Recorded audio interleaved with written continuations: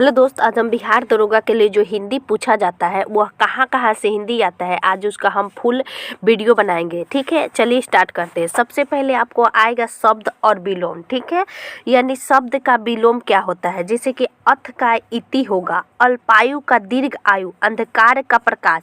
आप वीडियो को पूरा देखिएगा। आपका हिंदी अगर नहीं आता है, इस वीडियो से आपको हम A to Z बता देंगे ट्रिक से, जैसे मैं याद करती थी और जैसे मुझे याद है। ठीक, और आपको पता होना चाहिए कि 30 क्वेश्चन पर पास होता है और 60 नंबर पर पास होता है, तो इसमें कोई बड़ी बात नहीं है, लेकिन जानकारी होनी चाहिए। अब ज़्यादा समय नहीं है, आप वीडियो को पूरा देख लीजिएगा। पहला आदि का अंत हो जाएगा, यानी आदि का अंत होना है। आगामी का गत हो जाएगा, यानी आगामी गत। अनुराग विराग, अनुज अग्रज, अनुज छोटा को कहा जाता है। आकर्षण विकर्षण, उत्कर्ष अपकर्ष, अर्थ अनर्थ, अतिवृष्टि अनावृष्टि, उत्कृष्ट निकृष्ट, स्वाधीन पराधीन, आदर्श यथार्थ, उर्वर उषर, सजीव निर्जीव, मूक वाचाल, साक्षर निरक्षर, शुष्क आर्द्र। बस इसको एक बार पढ़ लेना, जिसे मैं पढ़ रही हूँ ध्यान से। वरदान अभिशाप, क्षणिक शाश्वत, विधवा साध्वा, आरोह अवरोह, आध्यात्मिक भौतिक, इहलोक परलोक, एकांकिक स्वर्गिक, कनिष्ठ ज्येष्ठ, कृष्ण शुल्क, नख निख, ईश्वर अनिश्वर, पराकीय स्वकीय, समीस निराशीष, अज्ञ विज्ञ, आश्रित अनाश्रित, रिजु हो जाएगा कुटिल, ऐश्वर्य दारिद, अधम उत्तम, अधम उत्तम। इसके अलावा इसमें जैसे कि समास हो जाएगा यहाँ पे व्यास, बीरन मिलन, विस्तृत संक्षिप्त, श्री गणेश इति श्री, संयोग वियोग, सृष्टि प्रलय, संकल्प विकल्प, विदुषी ज्ञान। ठीक है, आगे हम लोग देखते हैं यहाँ पे जो शब्द है। पवित्रता का कुलटता, करुण निष्ठुर, कृष स्थूल, रिक्त पूर्ण, लघु गुरु, विमुख सम्मुख, व्यर्थ सार्थक। जब आप बोलिएगा ना, ऑप्शन के अनुसार पकड़ लीजिएगा। विपत्ति संपत्ति, सुकर्म कुकर्म, सरल क्लिष्ट, संगठन विघटन, जड़ चेतन, तिमिर प्रकाश, वृष्टि अनावृष्टि, अग्रज अनुज देख लेते हैं दिए है। अपेक्षा उपेक्षा, उन्नत औन्नत, अल्पज्ञ बहुयज्ञ, अल्पायु दीर्घायु, उत्थान पतन, उपकार अपकार, उत्तरार्ध पूर्वार्ध, चर अचर, जड़ चेतन, प्रोन्नति पदावनति, प्रतिकूल अनुकूल, मोक्ष बंधन। ठीक है, स्वतंत्र परतंत्र, शुभ अशुभ, सुपुत्र कुपुत्र, हर्ष शोक, हिंसा अहिंसा, सरस नीरस, सजीव निर्जीव। यहाँ हम लोग देख लिए। अब दोस्तों यहाँ पे परिवाची शब्द है। परिवाची शब्द का जो जो इम्पोर्टेंट है कुछ हम बता दे रहे हैं। जैसे कि दोस्तों अंक, अंक मतलब नंबर होता है, तो उसी तरह क्रमांक ही भी हम लोग जानते हैं, गिनती भी जानते हैं, संख्या भी जानते हैं, चिन्ह भी जानते हैं, नंबर भी जानते हैं, ज्यादा नहीं याद रखना है। अग्नि का आप जानते हैं आग ही होता है। पावक, यानी हम लोग कहते हैं कि अग्नि में जब हम लोग हवन करते हैं तो वह पावक हो जाता है, यानी शुद्ध हो जाता है। अनल मतलब भी होता है इसके लिए। हव्य वाहन, यानी हवन जो हम लोग कहते हैं तो हव्य आवन। वैश्वानर, यानी हम लोग जो भी समझिए इस बार कि वैश्वानर मतलब जब हम लोग किसी भी गलत चीज को अग्नि में डालते हैं तो वैश्वानर। ठीक है, अगला है दोस्तों पृथ्वी। पृथ्वी के आप भूमि जानते हैं, भूमि के साथ साथ आप धरती भी जानते होंगे। धरती, भूमि धरती याद रखना है, दो चीज हो जाएगा, उसके बाद भू हो जाएगा। ठीक है, अगला है दोस्तों यहाँ पे वसुधा। ठीक है, वसुधा। क्षिति भी हम लोग जानते हैं, क्षिति धरती को ही कहते हैं, अवनी धरती को ही कहते हैं। ठीक है, अगला है दोस्तों आकाश। आकाश में हम लोग गगन जानते हैं, गगन मतलब ऊपर। नभ हम लोग सुने ही होंगे। अंबर मतलब नहीं कहते हैं कि अंबर को धरती पे लाना है, गाना सुने होंगे, यानी अंबर मतलब आकाश को धरती पे लाना है, तो अंबर। इसके अलावा दोस्तों धौ, धौ भी आकाश के देवता हम लोग इतिहास में पढ़ते हैं। अगला है दोस्तों अंतरिक्ष जिसमें ऊपर आकाश में ही उड़ता है तो अंतरिक्ष। अनंत जिसको हम लोग छू नहीं सकते। आसमान तो आराम से पकड़ लीजिएगा। जल को दोस्तों नीर, हम लोग आजकल पानी पर जब हम लोग रेलवे में पीते हैं तो उस पर नीर लिखा रहता है, ठीक है। पानी आप जानते ही हैं। अमृत, अगर हम पानी पी के हम लोग अमृत के जैसा महसूस करते हैं, ठीक है। अगला है मेघ पुष्प। आप जानते होंगे दोस्तों कि मेघ जो बरसता है, बादल बरसता है, उसको हम लोग मेघ कहते हैं, तो यानी जल का मेघ हो जाएगा। अगला है दोस्तों नदी। ज़्यादा नहीं, कुछ गिने चुने देख लीजिए। नदी, तो नदी का हो जाएगा दोस्तों, नदी में तट होता है तो तटिनी हम करेंगे, ठीक है। नदी के पानी में तरंग होता है, हम लोग पढ़ते हैं कि नदी के ऊपरी पर कौन सा तरंग होती है, तो अनुदैर्ध्य अनुप्रस्थ, तो तरंगिनी से तरंग हो जाएगा, ठीक है। अगला है दोस्तों प्रवाहिनी, यानी जो नदी प्रवाह होता है, नदी को जब चलती है तो उसको प्रवाह कहते हैं। नदी कहीं से निकलती है तो स्रोतवाहिनी, जैसे कि गंगा नदी गंगोत्री से निकलती है, यानी इसका पानी का स्रोत गंगोत्री है, तो ये हो जाएगा स्रोतवाहिनी। 4-5 देख लिए। अगला है दोस्तों हवा। हवा का पवन होता है, पवन जानते होंगे, समीर जानते होंगे और वायु जानते होंगे। उसके बाद में वायु जब हम लोग को मिलता है तभी हम लोग को प्राण मिलता है, तो प्राण वायु हो जाएगा। मारुत हो जाएगा, मारुत नंदन आप पढ़े होंगे। मारुत नंदन कहा जाता है महावीर जी को, यानी हनुमान जी को, तो वह हवा के तरह उड़ते थे, तो ये इनको मारुत नंदन कहा जाता था, तब मारुत हो जाएगा हवा का। अगला है दोस्तों वृक्ष। वृक्ष का आप जानते होंगे कि पेड़ होगा, तरु होगा, पादप आप जानते होंगे, गाछ हम लोग भोजपुरी में बोलते हैं। और जहाँ से पुष्प मिलता है, वृक्ष से भी पुष्प मिलता है दोस्तों, वृक्ष से ही पुष्प मिलता है, तो उसको हम लोग पुष्प बोलते हैं। अगला है, यहाँ देखिए सर्प। सर्प का आप सांप जानते होंगे, सांप पढ़े होंगे। अगला है दोस्तों सांप में फन होता है और उसके अलावा पनग भी होता है, जिसे कि हम लोग पन्ना नहीं बोलते, हीरा। सांप के जो हम लोग कहते हैं कि इसका जो मणि होता है हीरा की तरह चमकता है, तो पनंग हीरा का ही नाम है, ठीक है। विषधर जिसमें विष होता है, आसानी से देखिए। अगला है दोस्तों नाग। आप जानते होंगे, फनी जानते होंगे, जिसमें फन मारता है ऐसे करके। अगला है दोस्तों समुद्र। समुद्र को जो हमको जल देता है उसको जल्दी कहते हैं, ठीक है। अगला है दोस्तों नदी। समुद्र में ही जाकर मिलता है तो नदीस हो जाता है, ठीक है। नीर हम अभी बताए थे, पानी का विलोम सब जल का, तो यही नीर निधि, यानी जब ज़्यादा जल हो जाती है तो वो नीर हो जाती है, ठीक है। जहाँ से रत्न मिलता है, समुद्र से ही रत्न मिलता है तो रत्नाकर, ठीक है। रत्न मिलता है रत्नाकर। ये कुछ विलोम शब्द है, ज़्यादा नहीं, परिवाची शब्द है, ज़्यादा नहीं याद करना है, क्योंकि कुछ कुछ इंपॉर्टेंट होते हैं जो मैं करवा दे रही हूँ। जैसे यहाँ घोड़ा। घोड़ा का आप सुने होंगे कि अश्व, घोड़ा का होता है दोस्तों अश्व। सेंधववासी घोड़ा से परिचित नहीं थे, आप पढ़े होंगे कि सेंधववासी घोड़ा से परिचित नहीं होंगे, इसलिए इसको सेंधव ही भी कहा जाता है, ठीक है। अगला है दोस्तों घोतक। घोतक, ठीक है। अगला है घोतक। अश्व देख लिए, सेंधव देख लिए, घोतक देख लिए। अगला दोस्तों राक्षस। तो राक्षस को हम आसानी से असुर कहते हैं, दानव कहते हैं, दानव है का जी, ऐसे भोजपुरी में लोग बोलता है। अगला दैत्य कहते हैं, ठीक है। उसके बाद में रजनीचर, जो रात में जो घूमते हैं ना, उसको रजनीचर कहते हैं, ठीक। अगला है अतिथि का। आसानी से जानते होंगे मेहमान, पहुना। लोग आप नदिया के पार मूवी देखोगे तो उसमें कहला है ये पहुना, पहुना पहुना आप सुने होंगे, तब पहुना, मेहमान, रिश्तेदार, नातेदार, ये सब अतिथि का होता है, ठीक है। घर का होता है दोस्तों सदन, जैसे कि कहीं जाके आदमी रहता है तो उसको सदन कहते हैं। इसके अलावा आलय कहते हैं, गृह भी घर को कहते हैं, जहाँ हम लोग निवास करते हैं वो भी घर है, मंदिर, ठीक है। अगला दोस्तों इंपॉर्टेंट यहाँ गंगा का पूछा जाता है, ठीक है। जैसे कि गंगा का, तो गंगा कैसे याद रखना है। गंगा का पुराना नाम भागीरथी, जानते होंगे। गंगा में ही रुद्रप्रयाग में मंदाकिनी आके मिलती है। विष्णु प्रयाग में आप विष्णुपदी भी जानते होंगे, कल मैंने एगो नदी तंत्र पढ़ाया था। देव नदी, यानी नदी देव का निवास होता है ना, गंगा नदी को, गंगा को हम लोग पूजते हैं तो देव का निवास होता है। अगला होता है दोस्तों जानवी। जानवी याद रखिएगा, थोड़ा अलग नाम है, देव सरिता, ठीक है। अगला गणेश। तो गणेश को आप तो जानते होंगे, गजानन, लंबोदर, विनायक, एक दंत, हम लोग गाना सुनते जानते हैं, एक दंत महा चार भुजाधारी, तो उसी में एक दंत आता है, विनायक आता है, ठीक। मूषक राज, मूस पे सवार करते हैं तो इनको मूषक राज भी कहा जाता है। अगला है दोस्तों पर्वत। पर्वत को हम लोग पहाड़ भी कहते हैं, जिसका अचल, जिसको हम लोग ऊंचा हो, ठीक है। इसके अलावा दोस्तों महीधर, जिस पे भगवान रहते थे, तब महीधर, गिरधर, जैसे कि आप कृष्णा जी को गिरधर सुनते होंगे कि अंगुली पर पर्वत उठा लिए थे, ठीक है। अगला दोस्तों यहाँ देख लीजिए लक्ष्मी जी का। लक्ष्मी जी का पूरा नाम कमला, पद्मा, हरिप्रिया, हरि की प्रिया है लक्ष्मी जी, ठीक है।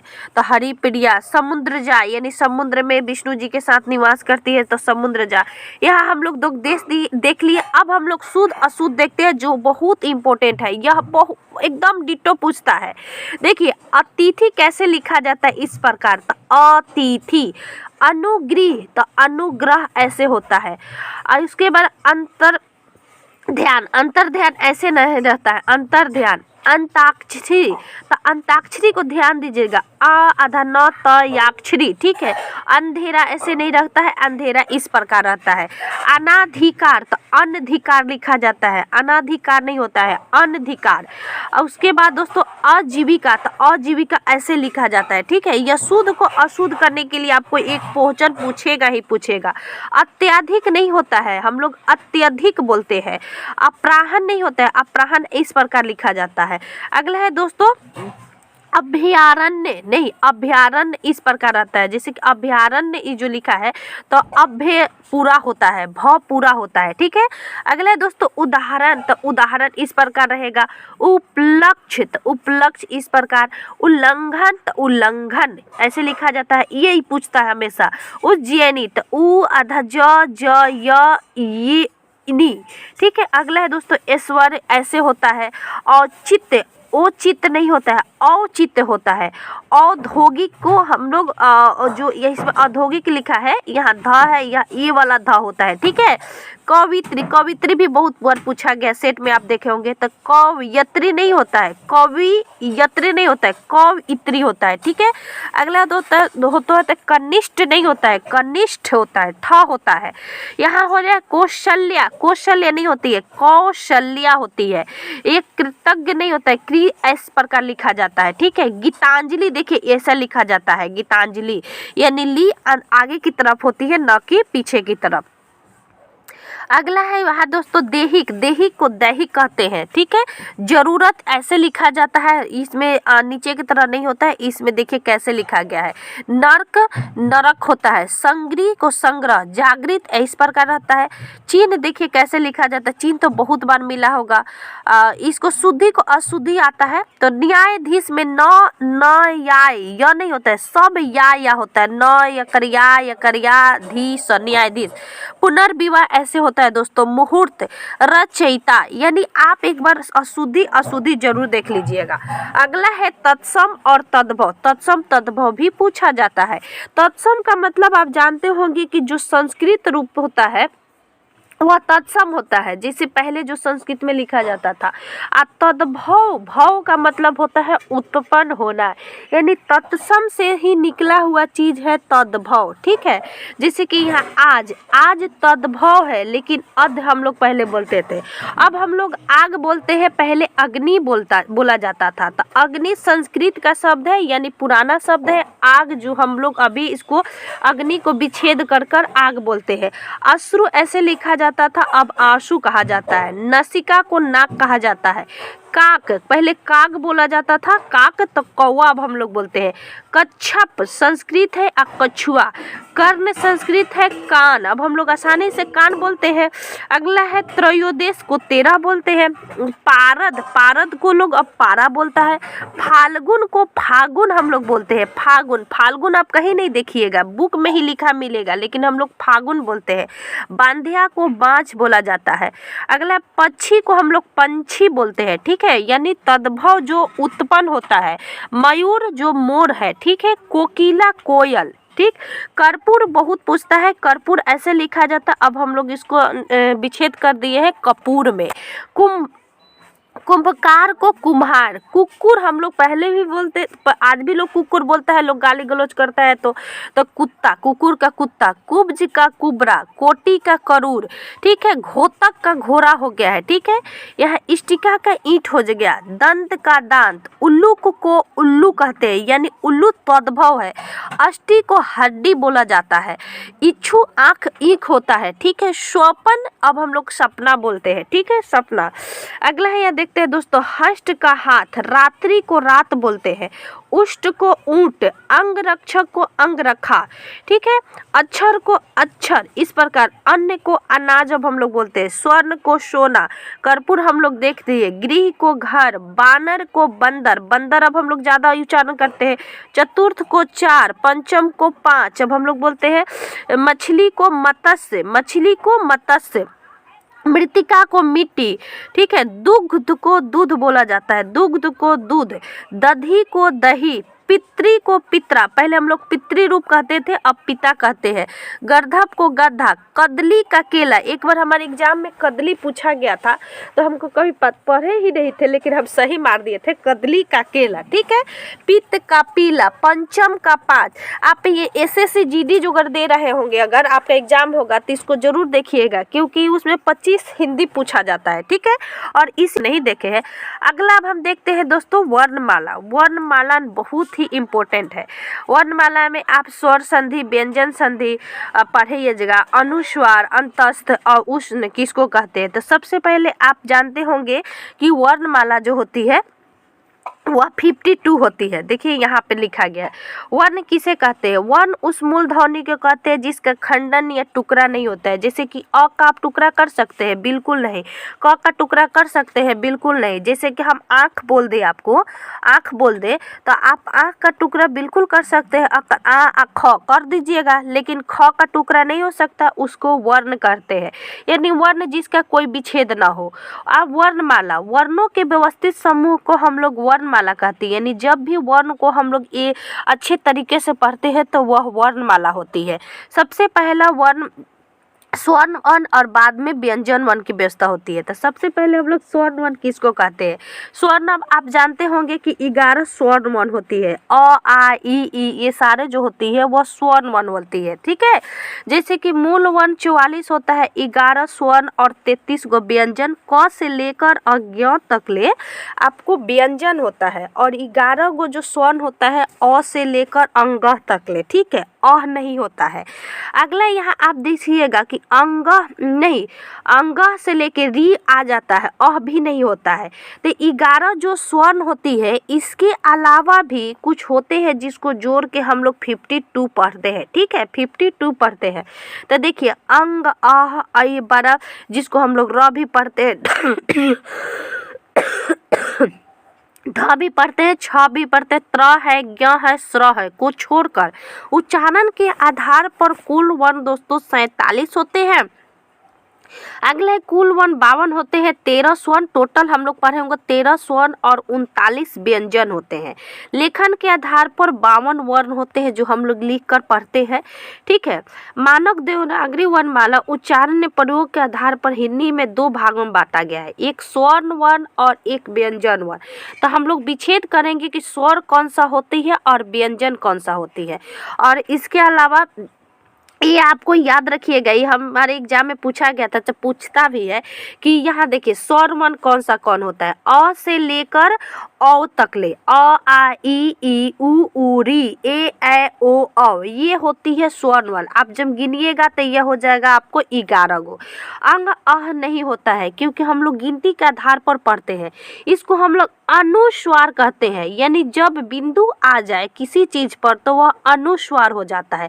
जैसे अंग पर एक बिंदु होती है, अह के आगे 2 बिंदु होती है, तो अनुस्वार, ठीक है, यानी आप बोलिए अनुस्वार। अगला होता है दोस्तों व्यंजन। तो क से लेकर अंग तक को क वर्ग कहते हैं, च से य तक ले को च वर्ग कहते हैं, ट से लेकर यह बड़ी न तक ले ट वर्ग कहते हैं, इसमें बड़ी ढ और बड़ी र भी आ जाता है। त से लेकर न को त वर्ग कहते हैं, प से म तक ले को प वर्ग कहते हैं।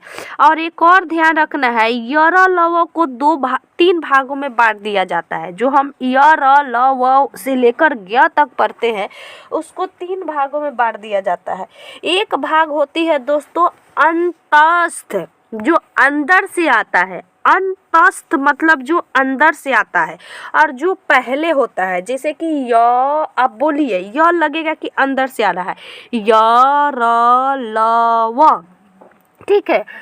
उष्ण का मतलब जब आप उच्चारण कीजिएगा तो वह आपके हाथ पर आप बोलिए, वह गर्मी प्रदान करेगा। जैसे कि तालाबे स मूर्धन्य स दंती स ह हम लोग पढ़ते हैं, तो ये आपको जब बोलिएगा ना तो अंदर से गर्म आएगा। तो यह तालाबे स मूर्धन्य स दंती स ह यह उष्ण होती है, जो गर्मी प्रदान करती है, ठीक है। यानी 4 अंतस्थ 4 उष्ण, और संयुक्त में दोस्तों 4 हो जाता है। यानी संयुक्त जो 2 से मिलकर बना हो। संयुक्त में पहले होती है छ, जब आप क और स, हमारे में पूछा गया था कि छ को कैसे करेंगे। 2446 में क्वेश्चन आया था कि छ, तो क और स, त्र, त और र, इसको एक जगह लिख लीजिएगा। छ में क और स, क्योंकि छ को आप लिखते हैं इंग्लिश में KSH, इंग्लिश होता है, तो के से क और एस से हम लोग मूर्धन्य स कहते हैं, तो वही यहाँ होती है तोड़ने पर। त्र को हम लोग TR लिखते हैं, तो टी से त हो जाएगा, आर से र हो जाएगा, तो यही त हलंत आर हो जाएगा। जो यहाँ ज्ञ हम लोग लिखते हैं तो JN से ज्ञ लिखते हैं, तो J और N आप पढ़े होंगे कि J से ज और YN से ज्ञ, तो वही Y को छोड़कर N ले लिया जाता है, तो ज और यहाँ हो जाएगा य। अगला होता है दोस्तों स्र। स्र को हम लोग स और र पढ़ते हैं। स्र को क्या कहते हैं? स और र कहते हैं, ठीक है। ध्यान दीजिएगा, यह बहुत ही इंपॉर्टेंट है। आशा करती हूँ आपको समझ में आ गया होगा। अगला है दोस्तों कंठ, यानी कंठ से उच्चारण किसका होता है, बोलता है कि किसका कंठ। तो कंठ में दोस्तों अ और आ हो जाता है। कंठ में अ और आ हो जाता है, साथ में क ख ग घ अंग, क ख ग घ अंग, ठीक है। उसके अलावा उष्ण में ह और अंग जो होती है ना दोस्तों, ये भी कंठ से ही उच्चारण होती है। आप बोलिए अ आ, ठीक है, कंठ से ही लगेगा, यानी गर्दन के पास जो कंठ है। इसके अलावा क ख ग घ अंग, ये भी अंदर से आएगी। तालु जो कि हमारे जीभ के ऊपर वाला हिस्सा होती है उसको तालु कहते हैं, जिसमें से ई आप लिखिएगा, जीभ को सिकुड़ा लीजिएगा और ऊपर से आवाज आएगा ई च छ ज झ इ, ये भी होता है दोस्तों तालु। अगला होता है य होता है और स होता है, ठीक है। अगला होता है दोस्तों मूर्धा। मूर्धा का मतलब होता है मुंह से, यानी टॉवर को। सबसे पहले आप देखिए, अगर आदमी के यहाँ बॉडी होगा तो यहाँ से स्टार्ट होगा, पहले कंठ से स्टार्ट होगा कवर। जैसे ऊपर बढ़िएगा तो ऊपर में चलते चलते आएगा, यानी जीभ के ऊपर तालु रहता है तो तालु हो जाएगा। उसके बाद यहाँ पे मुंह होता है तो मूर्धा, ठीक है, मूर्धा। फिर आप देखिएगा कि दांत अलग से मुंह में लगा हुआ है ना, तो उसके बाद आता है दंत, ठीक है। और ओठ पूरा बाहर में होता है तो उसको हम लोग कहते हैं ओष्ठ। तो आप देखिए, इस प्रकार याद रखिएगा कि यहाँ से स्टार्ट होगा, कंठ से स्टार्ट होगा, फिर तालु पे जाएगा, क वर्ग च वर्ग, उसके बाद में हम बताए थे कि मूर्धा हो जाएगा, यानी मुंह का पूरा हिस्सा। उसके बाद में हम दंत कहेंगे, दांत अलग से लगा है, और तब ओष्ठ बाहर में होता है। तो ये 5 लाइन होती है, ठीक है। तो यहाँ होती है दोस्तों मूर्धा में ट वर्ग होती है और र और स होती है, य र ल, यानी यह लाइन बाय लाइन याद रखना है। ऊपर में अंतस्थ में कुछ नहीं होता है क में, ठीक है। यानी य र ल व तालु में हो जाता है, एगो मूर्धा में हो जाता है, एगो दंत में हो जाता है। उसी तरह तालाबे से मूर्धन्य से दंती से आ जाता है। तो दांत में त थ द ध न, आप जब त थ द बोलिएगा ना तो दांत से आपको जीभा पे लगेगा कि प्रेशर पड़ रहा है। ओष्ठ में आप बोलिए प फ, तो ओष्ठ हिलेगा, प फ ब भ म और उ, ठीक है। नासिका मतलब जिसको दोस्तों नाक से उच्चारण होती है, यानी जितने भी 5वां अक्षर होती है वह सब नासिक में आते हैं। जैसे क ख ग घ अंग, यानी नासिक में जो नाक से उच्चारण होती है, अंग र, उसके बाद य, न, म, यानी पांचवा अक्षर जो, ठीक है। अगला है दोस्तों कंठ तालु, जिसमें कंठ और तालु दोनों जुड़ जाता है। कंठ और तालु तो ए। कंठ ओष्ठ में दोस्तों, ओष्ठ जो ओ, आप ओ बोलिए, ओ ओष्ठ आ जाता है। दंतोष्ठ में जिसमें दोनों आ जाता है, ठीक है। इसके अलावा दोस्तों यहाँ पे 1 से 2 इधर बुक का नाम दिया गया है, बुक का नाम भी पूछता है, लेकिन आप इतना जानिए जो हमारे एग्जाम में बन सके, हमको ज़्यादा जानने की आवश्यकता नहीं है। आगे हम कुछ जैसे स्वर हो गया, संधि हो गया, कारक हो गया, इसको एक वीडियो इसको आगे देखते हैं। 2 से अधिक विभक्ति चिन्ह है, अन्य चिन्ह को एक पद में जब करता है तो उसको समास कहते हैं, ठीक है। जैसे कि आप समास के 6 भेद पढ़िएगा, ध्यान रखिएगा। समास के जैसे हम संज्ञा का, सर्वनाम का, सबका भेद पढ़े, उसी प्रकार पूछ देता है कि समास के कितने भेद होते हैं, तो दोस्तों 6 भेद होती है। ऐसे नत्र समास जोड़ दिया जाता है 7 भेद, लेकिन मुख्यतः आप 6 भेद पढ़िएगा, बुक में बहुत जगह है। तत्पुरुष समास, कर्मधारय समास, बहुब्रीहि समास, अव्ययीभाव समास, द्वंद्व समास, द्विगु समास और नत्र समास। तो देखिए तत्पुरुष किसमें कहते हैं, जिसमें पुरुष प्रधान जैसा दिखता है, जैसे कि विषधर। विषधर कौन होता है, आप जिसमें जिस समास का अंतिम पद प्रधान होती है, यानी अंतिम, जैसे अंत भला तो सब भला लोग कहता है, यानी तत्व पुरुष जो होती है अंतिम तक प्रधान ही रहता है। आप देखते होंगे कि पुरुष की ही प्रधानता होती है हर जगह। उसी तरह याद रखना है कि पुरुष जो अंत में लगता है, यानी अंतिम शब्द प्रधान होती है।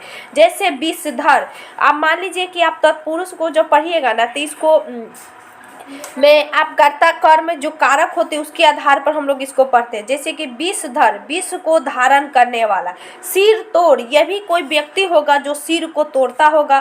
पॉकेट मार, पॉकेट को मारने वाला। गिरिधर, गिरी को धारण करने वाला विष्णु जी।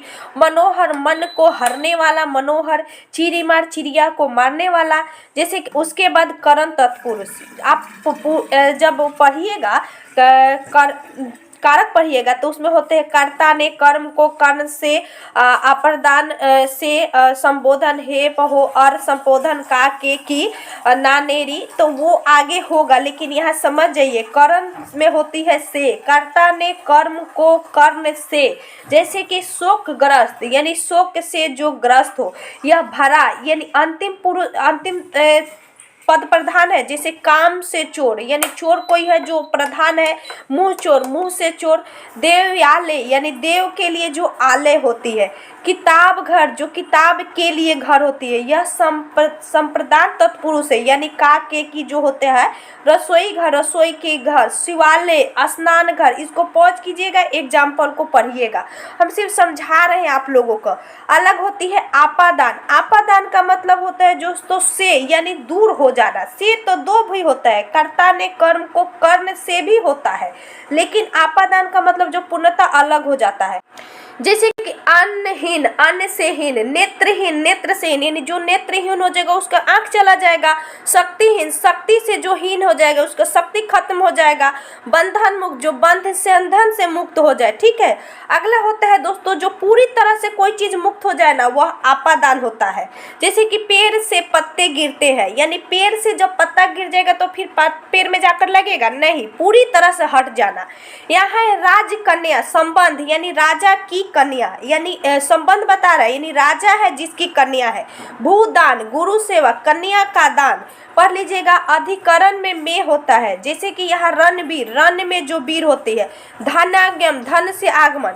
अगला हो दोस्तों कर्मधारय समास, जिसमें कर्म प्रधान हो, मोस्ट इंपोर्टेंट। जैसे कि हम कोई कर्म करते हैं, मुझे कोई उपाधि मिल जाती है तो उसको कर्मधार कहते हैं। जैसे कि महात्मा, महात्मा जो होती है दोस्तों, महात्मा किसको, महात्मा उसी को बोलते हैं जिसका महान आत्मा होता है, तो उसको हम लोग एक शब्द महात्मा कहते हैं। नीलकमल, नीला कमल। महावीर, महावीर किसको, जो बहुत बड़ा सिद्धि प्राप्त किए थे उसको महावीर कहते हैं। यानी कर्म के साथ, यानी इसमें से प्रथम पद विशेषण होता है, दूसरा पद विशेष होता है, ठीक है। यानी महान एक विशेषण है और काव्य इसका विशेष है, ठीक है। अगला होता है दोस्तों बहुव्रीहि। बहुव्रीहि का मतलब होता है कि जो अलग शब्द प्रकट करता है। बहुव्रीहि में जो अलग, जैसे नील नीलकंठ, नीला है कंठ जिसका, जो भगवान शिव को कहते हैं, अलग प्रधान कर रहा है, इसमें कोई भी पद प्रधान नहीं होता है। आप तुड़िए नीलकंठ में, नीला है कंठ जिसका, कोई भी पद आपको प्रधान लग रहा है, कुछ नहीं, इसका अर्थ अलग मिल रहा है, जो प्रधानता व्यक्त कर रहा है शिव को। बीना पानी, बीना है पानी में जिसके, यानी सरस्वती माता। लंबोदर, लंबा है उदर जिसका। चतुरानन यानी बहुब्रीहि हो जाएगा। अगला दोस्तों अभिभाव, अभिभाव में होता है दोस्तों कि जो अव्यय उत्पन्न करता है, जैसे कि जो एक शब्द से दूसरा शब्द बन गया, जैसे प्रतिदिन, प्रतिदिन को प्रति जो होगा इसमें अव्यय होगा, चीज में इसमें पहला पद अव्यय होता है, जैसे प्रतिदिन, प्रतिचार, प्रति माह, प्रति वर्ष। हम लोग प्रति से कितना भी शब्द बना सकते हैं, वह अव्यय होता है, जिसका पहला पद अव्यय होता है।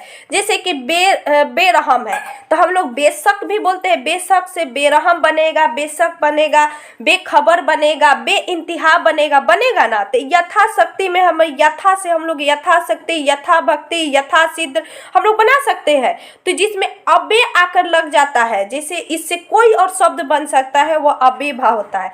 द्वंद्व का मतलब होता है द्वंद्व, बोलिए दोनों एक ही शब्द है, द्वंद्व, दोनों द एक ही जैसा है, सिर्फ न लग गया, तो दोनों एक समान एक साथ जुड़ा हो, जो बिखर नहीं सकता। जैसे कि राधा और कृष्ण, इसमें एक डैश लग गया, माता पिता में एक डैश लग गया, भाई बहन, राजा रानी, लोटा डोरी, ये होता है द्वंद्व, जो दोनों एक साथ हो। दिग्गु का मतलब है दोस्तों जिसमें कोई अंक आकर बताए। दिग्गु मतलब दुगुना, तिगुना, चौगुना, पांच गुना, दिग्गु दुगुना, तिगुना, चार गुना, पांच गुना, ठीक है।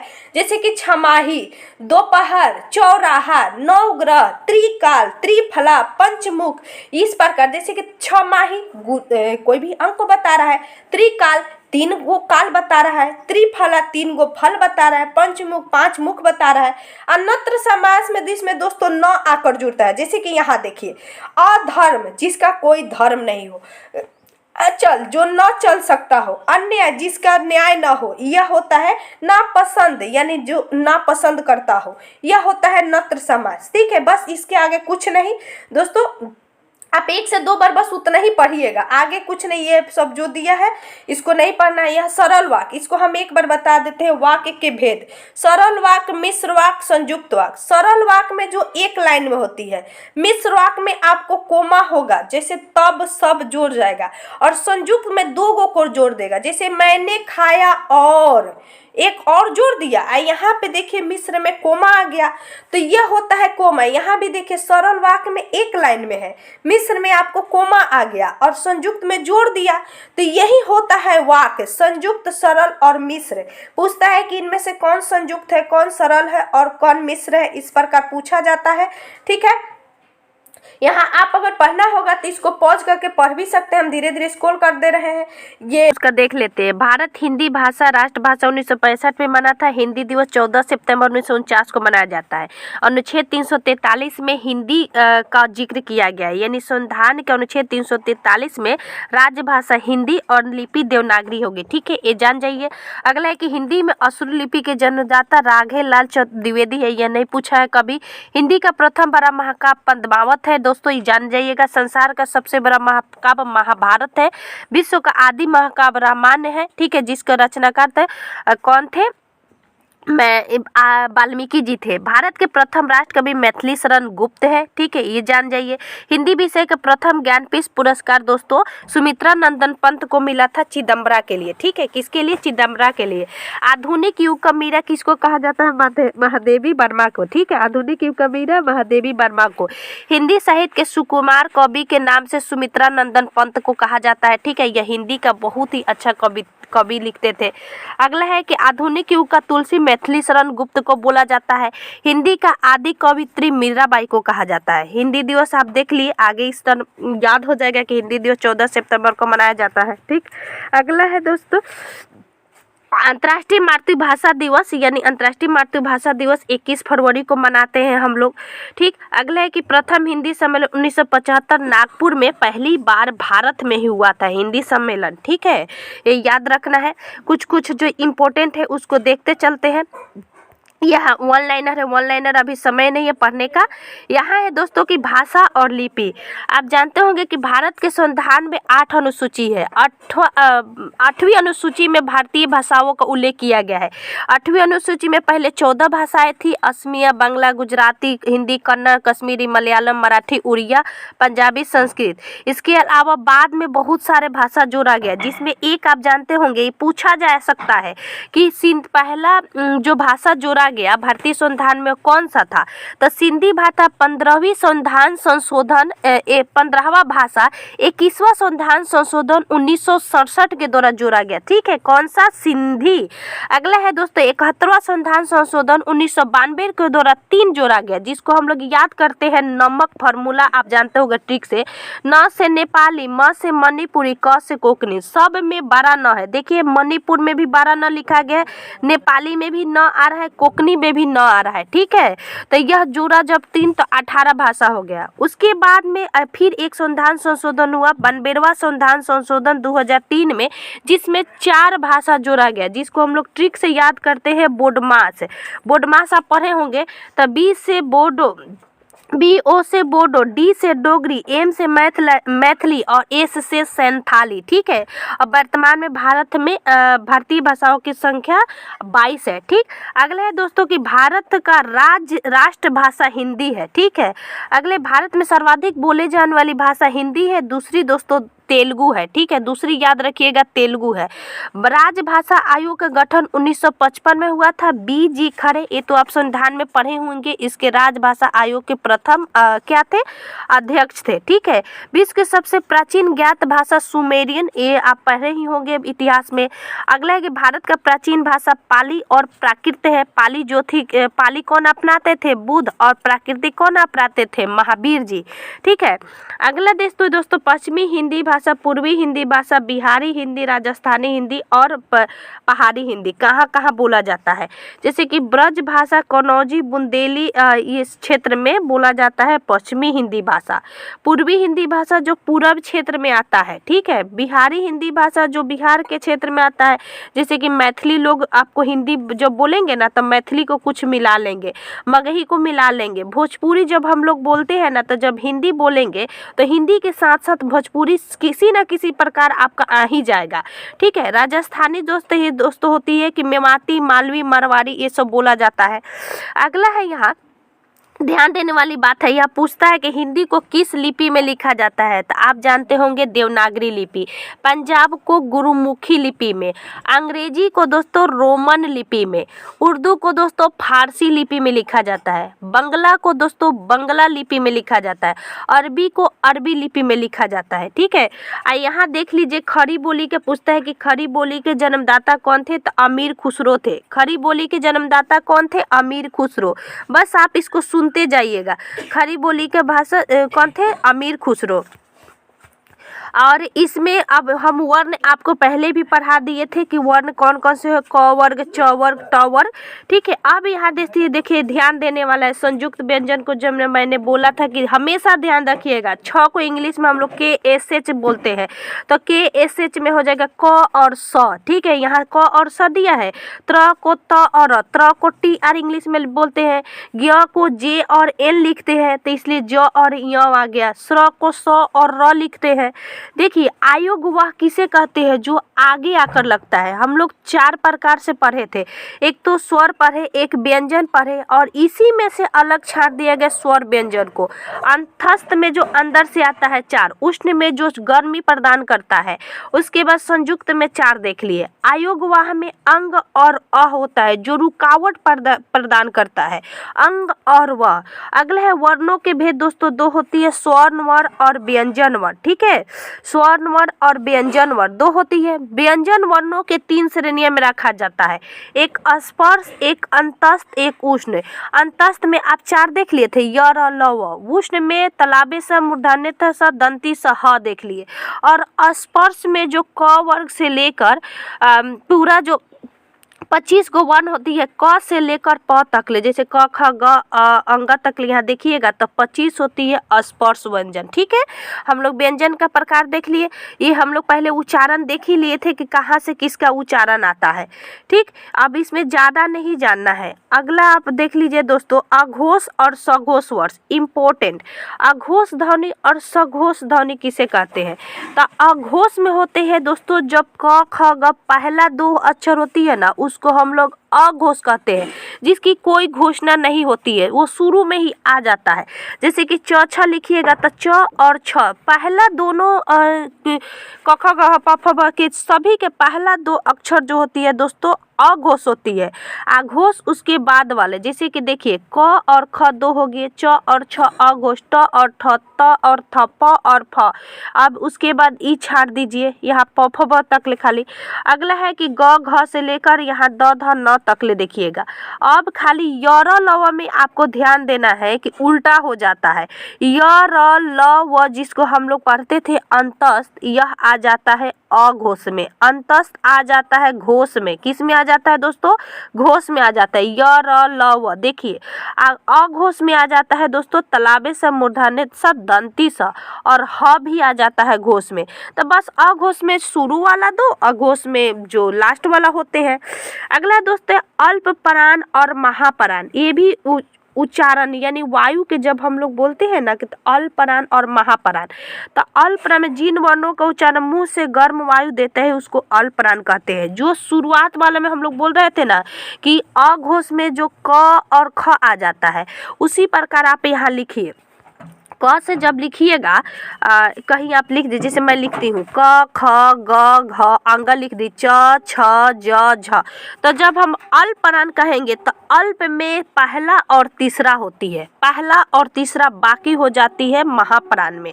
अल्प में पहला और तीसरा देखिए यहाँ पे अल्प में क और ग, फिर अंग आ जाएगा, च और ज और य आ जाएगा, ट और ड न आ जाएगा अल्प प्राण में। ठीक है, तो अल्प प्राण में आपको पहला और तीसरा हो जाएगा। ठीक है, ध्यान रखना है, आगे इतना नहीं बढ़ना है। उष्ण व्यंजन हम बोल दिए थे पहले कि ध्यान रखिएगा। ठीक है, उष्ण व्यंजन वाला ध्यान पे रखना है।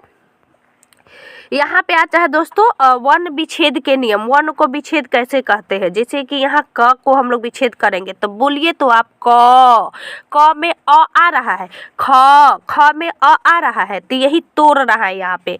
ठीक है, किस प्रकार वर्ण का विच्छेद किया जाता है? जैसे कि यहाँ देखिए कमल को, कमल में जब बोलिएगा तो क में अ है, ठीक है, म में भी अ है, ल में भी अ है। किसान बोलिए तो की यानी क और ई, छोटी ई है यानी इधर की तरफ जब होती है तो उसको छोटी ई कहते हैं। तो छोटी ई स तो स है, ये है अकरा, क्योंकि एक रेख लग गया है तो अकरा, न अ तो किसान हो जाएगा। उसी तरह यहाँ पे देखिए दोस्तों विद्यार्थी का उच्चारण कर रहा है तो बी में हो जाएगा, ब में छोटी ई लगा है, ऐसे लगा है तो छोटी ई कर दिया। विद्या द और य है, द और य होती है तब ये वाला ध बनता है, और अकरा यहाँ लग गया। यहाँ रथी में दोस्तों थ और ई हो जाएगा। ठीक है, क्या हो जाएगा? थ और ई। तो इसको उच्चारण होता है, पूछा भी जाता है, तो इसको आप एक बार पॉज कर लीजिएगा वीडियो को और इसको एक बार पढ़ लीजिएगा। ठीक है, इससे ज़्यादा नहीं आने वाला है, अगर आ गए तो अच्छा है, नहीं आए तो छोड़ दीजिएगा। अगला है दोस्तों शब्द विचार। शब्द विचार में दोस्तों हम लोग सबसे पहले पढ़ेंगे कि शब्दों की उत्पत्ति होती है। शब्दों की उत्पत्ति कैसे होगा है?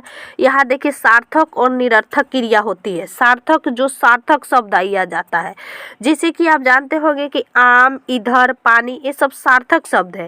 और जो अर्थहीन हो जैसे कि माया, नीमा, यह अर्थ ही प्रदान नहीं करता है। जैसे कि आम का आप जानते होंगे कि आम का कुछ अर्थ है, लेकिन माँ का कोई अर्थ है तो नहीं है, तो यह निरर्थक हो जाएगा। ठीक है, क्या हो जाएगा? निरर्थक। अगला है रूढ़, यौगिक और योग रूढ़। यह रचना के आधार पर होती है। रचना जैसे कि कोई चीज आप कीजिएगा ना तो रचना होती है, तो रचना के आधार पर 3 प्रकार के शब्द होती है। एक होती है रूढ़ होती है, यौगिक होती है, योग रूढ़ होती है। तो रूढ़ वे शब्द होती है जिनके खंड निरर्थक होते हैं। सबसे पहली बात है कि एक शब्द में जब लिखा जाए तो वह रूढ़ होती है। 2 शब्द में पहले भी मैं बताई, जैसे कि गंगा जल, गंगा और जल से मिलकर बना है तो यह यौगिक होगा। विद्यालय, विद्या जोड़ आले, 2 हो गया। अगला है यहाँ दोस्त योग रूढ़। योग रूढ़ का मतलब जिसकी अलग शब्द मिले। जैसे यहाँ देखिए पंकज, तो पंकज में हम लोग जानते हैं कि पंख और ज से लेकर बना है, लेकिन इसका अर्थ कमल होता है। पंकज का अर्थ क्या होता है? कमल, यानी अलग अर्थ प्रदान करे। जैसे कि पीताम्बर, पीताम्बर हम लोग किसको कहते हैं? जो पीला वस्त्र धारण करता है, यानी विष्णु जी को हम लोग पीताम्बर कहते हैं। लंबोदर, जिसका लंबा उदर होता है, यानी जिसका नाक लंबा होता है, तो हम लोग गणेश जी को कहते हैं। तो रूढ़ में जो एक शब्द होता है, जैसे खाना पीना सोना रोना, ये एक शब्द हो गया। यौगिक में जैसे दो शब्द, जैसे कि हम विद्यालय विद्यार्थी बड़ा बड़ा, जो ये दो शब्द से बनता है। योग रूढ़ जो अलग प्रदान करता है। ठीक है, चलिए आगे हम लोग देखते हैं। यहाँ उत्पत्ति के आधार पर शब्द 5 प्रकार के होते हैं, यह मस्ट इम्पोर्टेंट। अभी बिहार में मैट्रिक का एग्जाम हुआ था, तो इसमें ये वाला पूछा गया था, रूढ़ योग रूढ़ की रचना के आधार पर शब्द कितने प्रकार के होते हैं। ये भी पूछा गया था कि तत्सम तद्भव देशज विदेशज संकर, यानी उत्पत्ति के आधार पर शब्द के कितने भेद होते हैं? तो दोस्तों 5 भेद होते हैं। जैसे कि तत्सम में, जिसको हम लोग जानते हैं जो प्योर संस्कृत हो, तत्सम संस्कृत रूप हम दिखा दिए थे। तद्भव अभी हम लोग देखे भी थे, जिसका विच्छेद हो जाए। और देशज जो कि देश में बने। ठीक है, जैसे कि हम लोग नहीं कहते भोजपुरी में कटोरा, लोटा, पगड़ी, पेट, झोला। ठीक है, तो ये सब होता है देशज, जो हम लोगों को घरेलू स्तर पर हम लोग यूज करते हैं। हम लोग खटिया नहीं बोलते हैं, खटिया आप लोग सुने होंगे, यह हम लोग उत्पन्न किए हैं। विदेशज जो विदेशी शब्द है, जैसे कि डॉक्टर, डॉक्टरी तो हम लोग नहीं उत्पन्न किए हैं। लाश, ये दाम, ये सब पैसा, ये सब विदेशज शब्द है। और संकर शब्द में दोनों की जो मिलावट होती है, जैसे वर्ष गांठ में वर्ष और गांठ दोनों है मिलकर। ठीक है, यहाँ हम पहले पढ़ा दिए थे कि कौन कौन तत्सम तद्भव वाला। चलिए आगे बढ़ते हैं दोस्त। अगला यहाँ पे एग्जाम्पल में दिया है कि कौन सा होगा। संज्ञा, यह मोस्ट इंपोर्टेंट है, पूरा देख लीजिएगा। संज्ञा हम लोग जानते हैं कि किसी व्यक्ति वस्तु प्राणी का जो भाव उत्पन्न करता है, वो दशा को बताता है, उसको संज्ञा कहते हैं। संज्ञा दोस्तों हिंदी में 5 भेद होते हैं, व्यक्तिवाचक, जातिवाचक, समूहवाचक, द्रव्यवाचक और भाववाचक। व्यक्तिवाचक जानते हैं आप, जो व्यक्ति का बोध करता है। ठीक है, जातिवाचक जो जाति का बोध करता है, जैसे कि हम लोग फूल बोले तो एक फूल नहीं बोले, उसमें करोड़ों फूल आ जाएंगी। मतलब कोई हम लोग चमेली फूल भी आ जाएगी, यानी जाति अलग अलग होती है लेकिन नाम एक होती है, तो उसको जातिवाचक कहते हैं। लड़की, लड़की भी छोटी बड़ी मोटी होती है, लेकिन हम लोग सीधे लड़की कह देते हैं। समूहवाचक, जिससे समूह का बोध हो, जैसे कि आप सेना बोलते हैं, तो सेना में भाई एक तो नहीं होता है ना, बहुत सारे संख्या होती है। भीड़ हम बोल दिए, तो भीड़ में हजारों करोड़ों लोग होते हैं। वर्ग बोल दिए, जैसे कि गुच्छा, हम लोग जब अनार का बोलते हैं अंगूर का गुच्छा, तो उसमें देखते होंगे कितना सारे अंगूर लगे रहते हैं, तो यह समूह में होता है। द्रव्य में, जिसमें वजन होता है, जैसे कि पानी में वजन होती है, दूध में वजन है, तेल में वजन है, सोना में वजन है, चावल में वजन है। अगला है दोस्तों, जिसको हम लोग वजन से मापते हैं। भाववाचक में, जैसे कि ईमानदारी, चतुराई, यह भाव व्यक्त करता है। बुढ़ापा, सुंदरता। अब यहाँ से दोस्तों हम देखेंगे कि जातिवाचक संज्ञा जो होती है, इसको विच्छेद कर रहा है। भाववाचक संज्ञा बनाना कैसे बनाते हैं, जैसे कि दानव हम बोले तो दनवता, ये पूछता है कि मनुष्य का भाववाचक क्या हो जाएगा, तो मनुष्यता। मित्र का क्या हो जाएगा, तो ये हो जाएगा दोस्तों मैत्री। बच्चा का दोस्तों बचपन, लड़का का लड़कपन, बुढ़ा का बुढ़ापा, नारी का नारीत्व, भ्राता का भातृत्व। आप इसको पॉज करके एक बार जरूर पढ़ लीजिएगा, ठीक है, ज्यादा नहीं पढ़ना, जिसको मैं बोल रही हूँ यह क्विक रिवीजन है, आप देख लीजिएगा, ठीक है। अगला दोस्तों, विशेषण से कैसे हम लोग भाववाचक बनाते हैं, जैसे कि यहाँ देखिए, धीर का धीरता या धैर्य, मीठा का दोस्तों मिठास, मिठास हम लोग बोलते हैं। जैसे कि महान का हम लोग बोल देंगे महानता, वीर का वीरता, नीला का नीलापन, ठीक है। आगे चलते हैं। अब ये संज्ञा हो गया, भाववाचक हम देख लिए कि संज्ञा के 5 भेद होते हैं और पांचों भेद का अलग अलग कैसे बनाया जाता है। बच्चा का बचपन। अगला है दोस्तों सर्वनाम। सर्वनाम मोस्ट इम्पोर्टेंट, अभी भी बिहार पुलिस के एग्जाम हो रहा था तो उसमें सर्वनाम से 2 क्वेश्चंस थे। तो सर्वनाम के कितने भेद होते हैं, जो संज्ञा के बदले में आता है दोस्तों उसको हम लोग सर्वनाम कहते हैं। जो संज्ञा के बदले में आता है उसको क्या कहते हैं, सर्वनाम। जैसे कि राम, तो राम को हम लोग वह भी लिख सकते हैं। यह 6 भेद होती है, ध्यान दीजिएगा। पहले पुरुषवाचक जिसमें हम, मैं, तुम, वह आता है। निश्चयवाचक 2 ही होता है, यह और वह। निश्चयवाचक में 2 ही होते हैं जो निश्चितता प्रदान करती है, यह और वह। क्या होती है निश्चयवाचक में? यह और वह, ठीक है। अगला है दोस्तों यहाँ अनिश्चयवाचक, जिसकी अनिश्चितता हो। जैसे कि हम लोग बोले ना कि दरवाजा पे कोई खड़ा है, तो भैया कौन को खड़ा है, किसी को पता है? तो वह अनिश्चय है, निश्चित नहीं किया जा सकता। उसने क्या खाया, तो वह क्या खाया, तो क्या खाया वो तो वही बता सकता है, हम लोग सिर्फ अंदाजा ला सकते हैं। तो अनिश्चयवाचक। निज का मतलब होता है दोस्तों व्यक्तिगत, जैसे कि आप, स्वयं, खुद, यह निजवाचक में आता है। जहाँ भी आपको खुद शब्द लग जाए वह निज में आ जाएगा। संबंध मतलब दोनों को जो जोड़ता है, जो सो तो। हम लोग नहीं कहते हैं जो तुम खाओगे सो वैसे तुम बन जाओगे, जैसे कि जो तुम पढ़ोगे वैसे तुम्हारी सफलता मिलेगी, ऐसे शब्द बोलते हैं। तो जो संबंध बताए, जैसे कि हम जो करेंगे वैसा भुगतेंगे, ठीक है, तो जो संबंध को बताता हो। अगला होता है दोस्तों प्रश्नवाचक, जहाँ पे प्रश्न लग जाए, जैसे कि कौन है, क्या कर रहे हो, तो इसमें प्रश्न आ जाए। तुम कहाँ हो, जिसमें प्रश्न आ जाता है, तो आपको आसानी से समझ में आ गया होगा कि पुरुष में वही होता है मैं, तुम, वह, वे। निश्चय में 2 ही शब्द ही याद रखना है, यह और वह, जो निश्चित हो।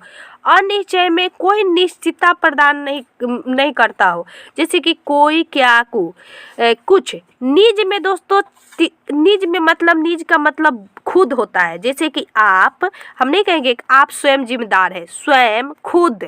अगला है दोस्तों संबंध में जो जोड़ता है, प्रश्न आपको पता होगा, तो यहाँ शब्द को देख लीजिए। जैसे पुरुषवाचक में दे रहा मैं, तुम, वह, बदले, ठीक है, इसको भी अलग अलग बात दिया जाता है। उत्तम पुरुष, जैसे कि उत्तम पुरुष में मैं और हम 2 ही चीज आता है। मध्यम पुरुष में जो बीच में होता है, जैसे कि तुम, आप, ठीक है। अन्य पुरुष में यह, वह, उसका, उसकी, ये होता है। अब यहाँ देखिए निश्चय में हमने बता दिए 2 ही शब्द याद रखना है, यह, वह और ए, ओ। इससे बनेगा यह मेरी पुस्तक है, निश्चितता हम प्रदान कर दे। किसी को कह देंगे कि यह मेरा है तो मेरा है, यह मेरा हथियार है, कोई वह निश्चित है कि मेरा है। अनिश्चित में आप देखिए, अनिश्चित सर्वनाम में यहाँ एग्जाम्पल, कोई आ गया तो क्या करोगे, भैया कौन आएगा, किसी को पता है, किसी को नहीं पता है। चाय में कुछ गिर गया है, तो क्या गिर गया है, कुछ गिर गया है, इसका मतलब कि अनिश्चित है। अगला देखिए कि निजवाचक में जो एग्जाम्पल है, स्वयं या खुद, जो हम बोले मैं अपना काम स्वयं करूँगा, तो यह जब आ जाए ना, स्वयं शब्द आ जाए तो निजवाचक सर्वनाम आ जाए। संबंध में देखिए जो मेहनत करेगा वह अवश्य सफल होगा, जो शब्द लग गया। वह कमीज कहाँ है जिसे मैंने खुद खरीदी थी, तो जिसे यहाँ भी आके संबंध बता दिया। प्रश्नवाचक में कौन आया है, प्रश्नवाचक चिन्ह लग जाएगा। दूध में क्या गिरा है, दूध से क्या गिरा है, ये भी प्रश्नवाचक आ गया।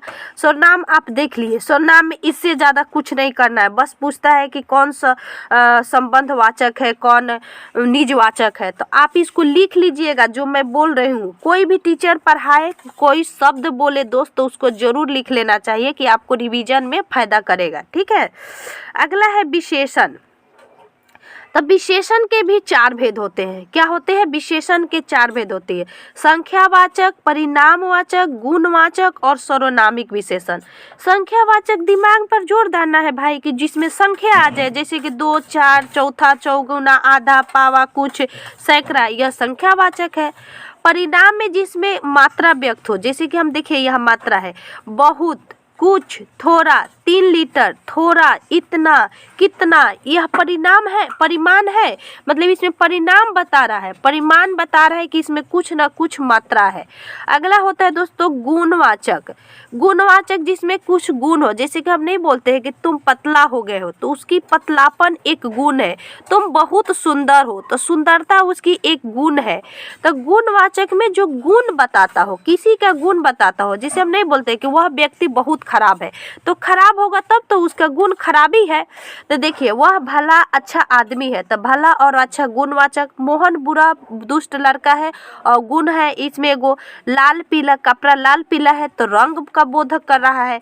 मोहन दुबला पतला है, ये भी हो गया। अगला आता है दोस्तों सर्वनामिक विशेषण। तो सर्वनामिक विशेषण में जो हम लोग सर्वनाम में 5 पढ़े थे ना, 6 पढ़े थे ना, यह वह कौन, वही शब्द आता है तो वह विशेषण बन जाता है सर्वनामिक। देखिए यह वह कौन क्या कोई कुछ। देखिए यह देखो, यह कौन सा था, हम लोग निश्चित वाचक विशेषण का सर्वनाम कहे थे। यह फूल देखो, यहाँ देखिए यह अलग अलग करके विशेषण का यानी विशेषण का 4 भेद होते हैं, ध्यान देना है बस, इससे ज़्यादा कुछ नहीं। आगे बढ़ते हैं, आप एग्जाम्पल देख लीजिएगा। यहाँ विशेष है तो विशेष का एग्जाम्पल आता है कि क्रिया विशेषण का क्या होगा, जब जोड़ने के लिए आता है दोस्तों तो उसमें कुछ कुछ शब्द आते हैं। अगला हम देख लेते हैं, अगला में हम देखेंगे विकारी। अब विकारी ऐसे आता नहीं है, पढ़ने से कोई जरूरी नहीं है, आता है लेकिन ये समझ में नहीं आएगा, इसको पूरा अच्छे से पढ़ना पड़ेगा। तो हमको बस 30 नंबर लाना है, जो इम्पोर्टेंट है, जो मैं पढ़ी थी वही मैं बताऊंगी आपको, जिसको मैं सबसे ज़्यादा ध्यान देती थी। देखिए लिंग, लिंग और वेद, आप जानते होंगे कि लिंग में एक पुरुष स्त्रीवाचक होती है और पुल्लिंग होती है, स्त्रीलिंग और पुल्लिंग शब्द होती है। तो स्त्रीलिंग में कौन कौन सी होती है, पुल्लिंग में कौन कौन शब्द होती है, ज्यादा नहीं, बस याद रखिएगा कि अ स्वर आता है तो वह प्राय पुल्लिंग होता है। जैसे कि घर, वरदान, स्वराज, लास्ट में अ आ रहा है तो वह पुल्लिंग होता है। ठीक है, अगला है दोस्तों आकारांत संख्या प्राय पुल्लिंग होती है। जैसे कि आकारांत में जो आ आता हो, जैसे कि गुस्सा, आ लास्ट में आ रहा है, बक्सा लास्ट में आ रहा है तो वह आकारांत है। ठीक है, न आओपन प्रत्यय वाले को पुल्लिंग कहते हैं। जैसे कि यहाँ देखिए लड़कपन, बचपन, जगाना, छिपाव, वह है लास्ट में। ठीक है, महीना, दिन, ग्रह, पर्वत, रत्न, धातु, शरीर के अवयव को पुल्लिंग कहते हैं। जैसे कि महीना, सोमवार, मंगलवार, यह पुल्लिंग है। महीना के नाम भी पुल्लिंग है, ग्रह के नाम भी पुल्लिंग है, देश का नाम भी पुल्लिंग है, पर्वत के नाम भी पुल्लिंग है। ठीक है, इसको रोक लीजिएगा। आगे है यहाँ पे स्त्रीलिंग कौन कौन से होती है, तो ज़्यादा ने बस यही कुछ शब्द याद रखना है। संस्कृत के आकारांत शब्द, जैसे कि हम लोग अभी संस्कृत पढ़ते थे आश्रु, आश्रु जिसमें आकारांत हो सब संस्कृत में, जैसे लता, शोभा, क्षमा, क्षमा संस्कृत सब है, रक्षा संस्कृत सब है, लास्ट में अकरा आ रहा है। यानी संस्कृत का आकारांत प्राय स्त्रीलिंग होती है, संस्कृत का आकारांत प्राय स्त्रीलिंग होती है। आकारांत हम लोग जब कोई शब्द में बोलते हैं तो उसको हम लोग पुल्लिंग पढ़े, तो आकारांत के बाद में ईकारांत होता है, यानी जिसमें ई आए, बड़ी ई आए, ऊ आए। जैसे कि आप यहाँ देखिए रात्रि, देखिएगा तो छोटी ई आ रहा है, छोटी ई का मात्रा यहाँ है, यहाँ बोली में बड़ी मात्रा है, उसके बाद लड़की में बड़ी ई है लास्ट में, रोटी में बड़ी ई है, ऋतु में ई है लास्ट में, यानी उकारांत है, ये वाला शब्द आ रहा है। तो इसी प्रकार बोल रहा है वह प्राय स्त्रीलिंग होता है। ठीक है, अगला है कि ट वट हट प्राय स्त्रीलिंग होती है। यहाँ हम लोग जैसे पढ़े थे कि ना औपन, ठीक है, यहाँ है त वट हट, जैसे कि झंझट लास्ट में ट है, बनावट, ये शब्द स्त्रीलिंग होती है। अब स्त्रीलिंग कौन सी होती है, जैसे कि हम लोग यहाँ पर्वत, न महीना देखे, इसी तरह नदियों के नाम स्त्रीलिंग होते हैं, लिपि के नाम स्त्रीलिंग होते हैं। अभी हम लोग लिपि पढ़े थे, ब्राह्मणी लिपि, खरोष्टी लिपि, देवनागरी लिपि। बोली जो बोला जाता है वो भी स्त्रीलिंग है भाई, तिथि जो होती है वो भी स्त्रीलिंग है, भाषा जो होती है स्त्रीलिंग है, झील के नाम स्त्रीलिंग है। इसके अलावा यहाँ पे तो सारा इंपॉर्टेंट हम लोग पुल्लिंग में पढ़ लिए थे, स्त्रीलिंग में कुछ ही कुछ, जैसे कि नदी इंपॉर्टेंट है, नदी को हमेशा ध्यान रखिएगा। अगले है कि खाने पीने वाला सामान भी हमारा स्त्रीलिंग होती है। जैसे कि खाने पीना कौन बनाता है, स्त्री बनाती है, तो खाना पीना सामान और बनिया का सामान कौन सबसे ज़्यादा इंटरेस्ट लगता है, महिला रखती है, तो इसलिए वह स्त्रीलिंग होती है। ठीक है, अगला है दोस्तों, चलिए आगे पढ़ते हैं। हम यहाँ संबंध से विभक्ति है, विभक्त कैसे करेंगे, जैसे कि शब्द का क्या होगा पुल्लिंग, ऐसे पूछा जाता है। जैसे कि भवन का भवन ही होता है पुल्लिंग, बात का बातें होती है, पुत्र का पुत्री होती है, पुत्र ही लिखा जाता है, पुत्रो नहीं होता है। ठीक है, इसी प्रकार यह कौन कौन सा स्त्रीलिंग पुल्लिंग हटा दिया है, पंख का पंखे, पुस्तक का पुस्तकें, दरवाजा का दरवाजे। ठीक है, चलिए अब आगे बढ़ते हैं। अगला हम देख लेते हैं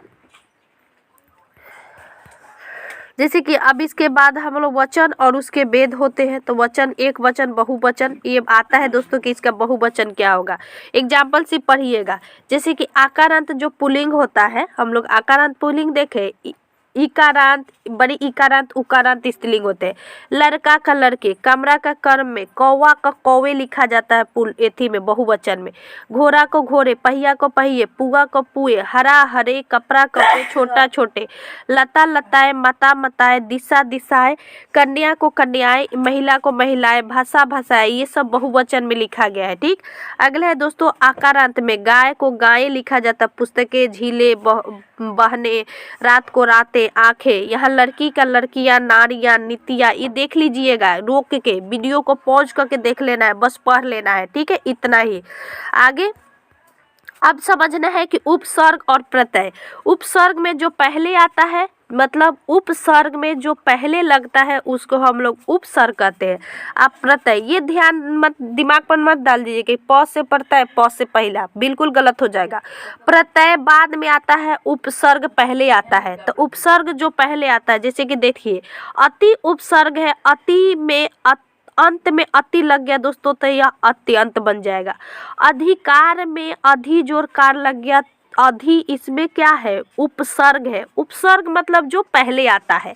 आप इसको देखिए, किसको किसको ध्यान रखना, अति वाले को याद रखना है, अधि वाले को पारा, परी, प्रत्यय, प्रजोचार, प्रति, ये ध्यान रखिएगा कि प्रतिकार में कौन सा उपसर्ग होगा, तो प्रति।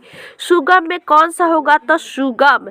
अ में क्या होगा, अकाल। ठीक है, यहाँ पे है दोस्तों अभी, अभी का अभ्यागत, ये याद रखना है। जब भी आधा शब्द आ जाए ना, तो वहाँ पे या तो भी हो जाएगा, नहीं तो म हो जाएगा, नहीं तो त हो जाएगा। देखिए यहाँ पे अभी में, अभ्यागत में आधा था तो अभी आ गया है, यानी आधा वाला ही ध्यान रखिएगा। जैसे कि आप यहाँ पढ़िएगा ना, ऐसे आप पढ़े होंगे अत्याचार, तो अत्याचार में पूछेगा कि कौन सा उपसर्ग है, तो इसमें हो जाएगा अति। हम अभी पढ़ाए थे ना कि जब ला आधा हो जाएगा ना तो बन जाता है, म बन जाता है, भ बन जाता है। ठीक है, तो इसको बस एक बार रीडिंग देना है और कुछ नहीं करना है। ठीक है, यहाँ देखिए दुधारू में दू है, पर में पर, नाना में पर है, बीन ब्याह में बीन है। ठीक है, भर पेट में भर होगा उपसर्ग। ठीक है, भर पेट में भर होगा उपसर्ग। यहाँ पे देखिए कुछ उपसर्ग दिया गया है।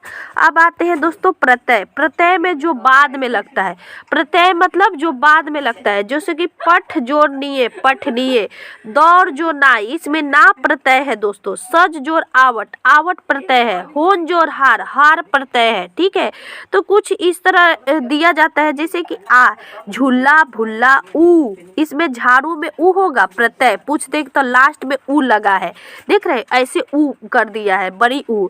न में बंधन, झारन, नी। ठीक है, यहाँ देखिए आहट, घबराहट में आहट लास्ट में है, चिल्लाहट में आ लास्ट में है, आवट में आ है, आई, लड़ाई, चढ़ाई, पढ़ाई, इस सब में आई होता है प्रत्यय। ठीक है, अगला दोस्तों यहाँ हार प्रत्यय, पालनहार, राखनहार, खाऊ, झाड़ू, पढ़ने वाला, लिखने वाला, आरी, अनाड़ी, खिलाड़ी, पिछाड़ी।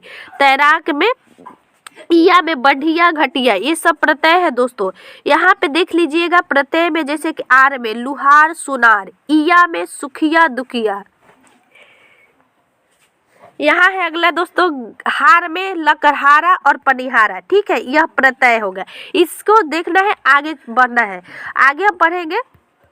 अगला हम लोग संधि, इम्पोर्टेंट है, संधि और समास जरूर पढ़ना है। क्या क्या पढ़ना है, संधि और समास, और कुछ पढ़े या लोग यहाँ भेद देख लेते हैं। संधि सबसे पहले समझता है कि दो अक्षरों को आपस में मिलने वाले को हम लोग संधि कहते हैं, जैसे गंज और ईस, गणेश।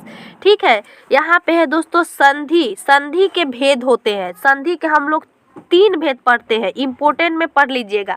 संधि के 3 भेद, स्वर संधि, व्यंजन संधि और विसर्ग संधि।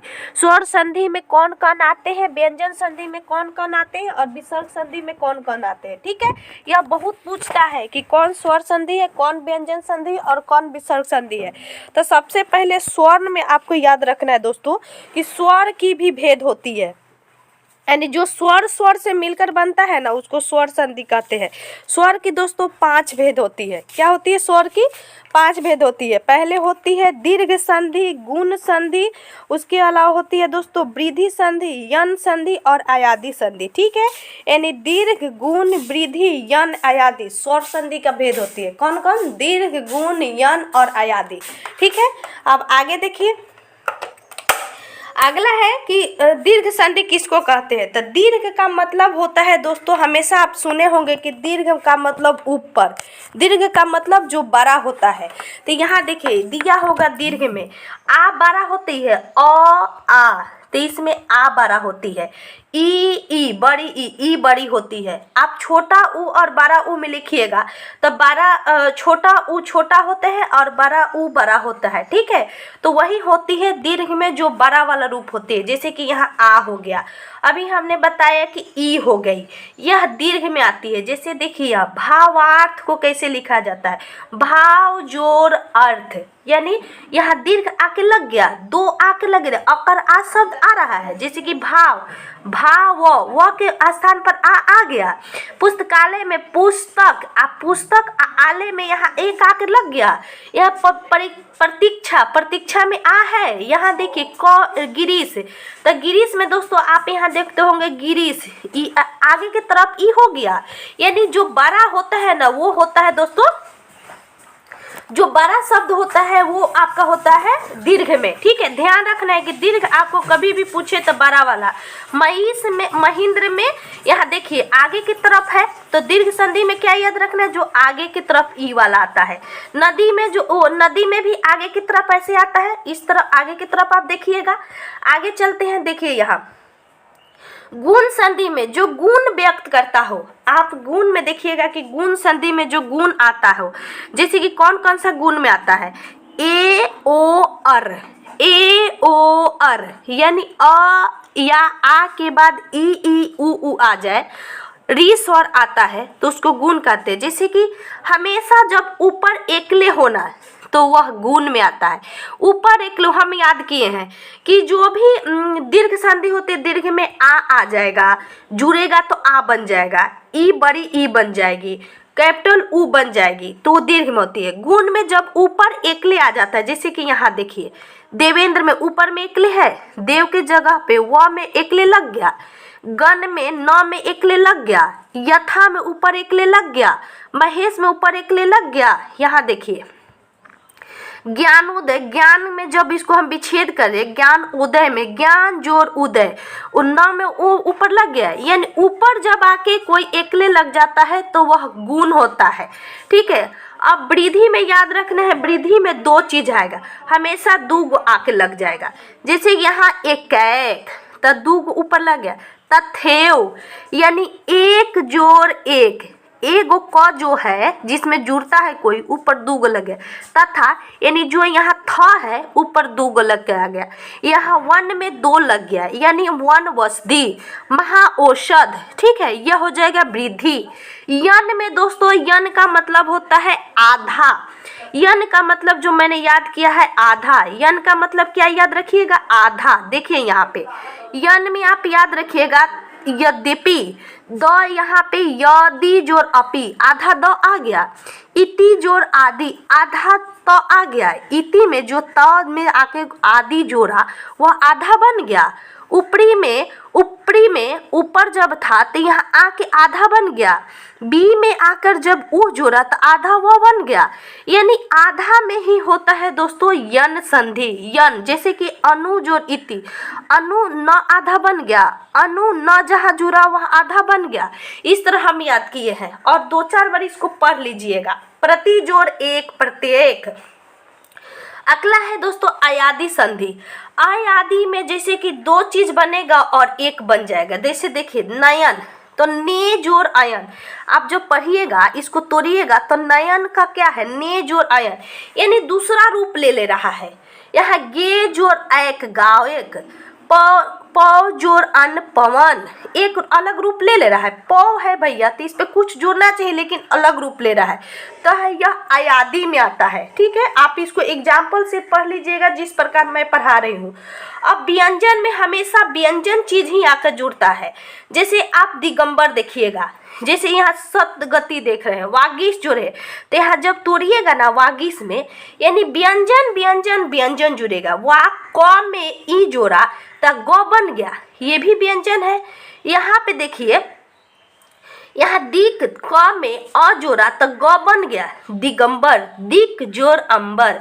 दिक में ग जोड़ा यानी दिग्गज तो ग बन गया, यानी क का गी बन जाता है। इस प्रकार इसमें दिया गया है, तो उतना समय नहीं है, बस एग्जाम्पल पढ़ लेना है। अजनत अत जोर नत वाग वाड्यम, जैसे कि वाक जोर में क में यहाँ ड बन गया। सट जोर सतमास, जगत जोर नाथ जगन्नाथ। ठीक है, आगे हम चलते हैं दोस्तों। ये हम लोग 5 भेद तो आसानी से याद रख लिए कि यन कौन होगा, यन में आधा हो जाएगा, आयादी कौन होगी, ठीक है, वृद्धि कौन होगी, वृद्धि में जो दोपहर आके जुड़ती है, दीर्घ का मतलब बड़ा बड़ा जो आ जाता है। ठीक है, ये एग्जाम्पल पढ़ लीजिएगा। उद जोर उद्यान, उड़ियन, उत जोर डयन। ठीक है, अभी समय नहीं है तो हम बोर्ड पे पढ़ाए रहते, तो आपको ना एक इम्प्रेशन से कैसे हमें याद क्यों, उससे याद हो जाता आपको। ठीक है, यहाँ देखिए सम म में जब कोई चीज जुड़ेगा तो य बन जाता है, जैसे कि सम जोर योग संयोग, सम जो रक्षक संरक्षक, आधा न बन जा रहा है, आधा न होता है। ठीक है, चलिए आगे हम बढ़ते हैं। यहाँ पे विसर्ग संधि, स्वर संधि, व्यंजन संधि का ये ऊंचा एग्जाम्पल पढ़ लीजिएगा, जैसे कि उत जोर चारण उच्चारण, ये वाला जरूर पढ़िएगा। विसर्ग संधि में दोस्तों जिसमें विसर्ग आके जुड़ता है, यानी ए वाला जरूर रहेगा, 2 गो बिंदु जरूर रहेगा, तो उसको विसर्ग कहते हैं। जैसे यहाँ है निर्धन, निह जोर धन, दुर्गंध, दुह जोर गंध, जिसमें दोनों आके विसर्ग बन जाता हो। देखिए यहाँ पे दुर्गम, आधा था, आधा से ना आधा जो रहता है ना वह बन जाता है दुह जोर कर्म, दुर्गम। इस तरह आप आधा से कर लीजिएगा। इसके बाद दोस्तों हमारा आता है समास, तो हम समास को इम्पोर्टेंट हो जाता है। अब आता है दोस्तों शुद्ध वर्तनी। शुद्ध वर्तनी पहले भी हम ये वाला वीडियो में बताए थे, तो यहाँ देख लीजिएगा, हम यहाँ पॉज करके पढ़ लीजिएगा एक बार इस भी शुद्ध वर्तनी को।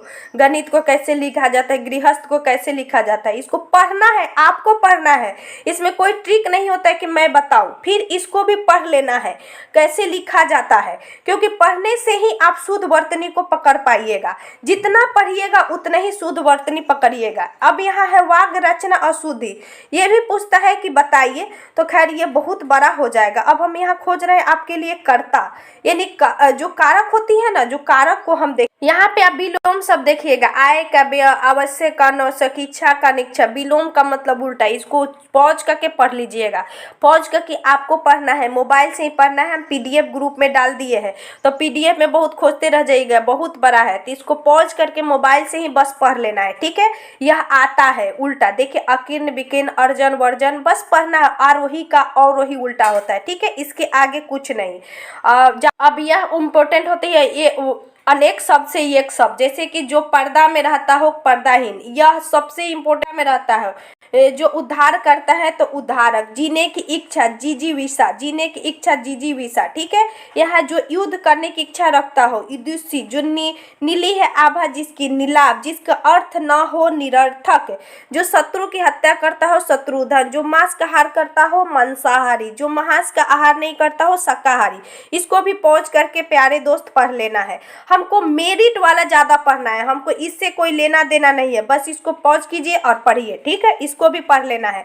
जो हमको लगेगा कि हमको आपको बताना है, देखिए यहाँ इसमें बहुत सारा दिया है, इसको रोकना है और एक बार पढ़ लेना है, इसको भी रोकना है और एक बार पढ़ना है, बस इसके आगे। अब देखिए यहाँ मुहावरा है, मुहावरा को भी एक बार पढ़ लेना है। ईंट से ईंट बजाना, ध्वस्त कर देना। ठीक है, कलेजे पर पत्थर रखना, जैसे कि हम लोग नहीं कहते कलेजा पर पत्थर रख लिए तो मजबूत दिल को करना, तो यह कलेजा। इसको एक पेज पढ़ लेना है और इससे ज़्यादा नहीं पढ़ना है। ये है मुहावरा, क्योंकि ज़्यादा नहीं पूछा जाता है दोस्तों। हमको मेरिट वाले को ज़्यादा पढ़ना है, सिर्फ इसमें पास होना है और जानकारी। मुझे लग रहा है कि एक कारक बच गया, तो कारक इसमें मिल नहीं रहा है, तो आप ध्यान रखिएगा कि कर्ता ने कर्म को कर्ण से संप्रदान को के लिए आपादान का के की ना ने नी रारेरी ये होता है, और संबोधन अहो अरे यही बस पूछता है कि इसमें से कौन है। ठीक है, बस एक वही बच गया, इसमें मिल नहीं रहा है। ये बहुत ही बड़ा सिलेबस है। और दोस्त अच्छा लगे तब वीडियो जरूर शेयर कीजिएगा, क्योंकि इससे ज़्यादा नहीं पूछने वाला है। मैं पूरा डिट्टो कह सकती हूँ। आप अपना मेरिट पर ध्यान दीजिए, इसको बस जानकर एग्जाम देने जाइए और शेयर से आपका प्रैक्टिस हो ही चुका है। प्लीज़ वीडियो शेयर कीजिएगा। थैंक